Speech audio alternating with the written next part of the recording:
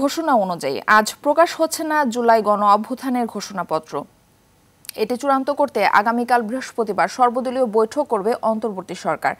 মঙ্গলবার রাতে রাজধানীর ফরেন সার্ভিস একাডেমিতে সংবাদ সম্মেলনে এই তথ্য জানান অন্তর্বর্তী সরকারের উপদেষ্টা মাহফুজ আলম। তিনি জানান, এই বৈঠকের ভেতর দিয়ে ঐকমত্যের ভিত্তিতে একটি দলিল প্রণীত হবে। সেদিনই স্পষ্ট হবে কবে ঘোষণাপত্রটি জারি করা হবে এবং সরকার কিভাবে ঘোষণাপত্র জারি করার বিষয়ে ভূমিকা রাখবে। উপদেষ্টা মাহফুজ আলম বলেন, খসড়া ঘোষণাপত্র নিয়ে বিএনপি, জামায়াত, গণতন্ত্র মঞ্চ সহ রাজনৈতিক দল ও শ্রেণী পেশার সাথে অনির্ধারিত আলোচনা হয়েছে। তিনি জানান, জুলাই বিপ্লবের ঘোষণাপত্র যেদিন জারি হবে সেদিন প্রধান উপদেষ্টা সহ সব রাজনৈতিক দলের প্রতিনিধি ও অভ্যুত্থানের নেতৃত্ব দেয়া শিক্ষার্থীরা উপস্থিত থাকবেন।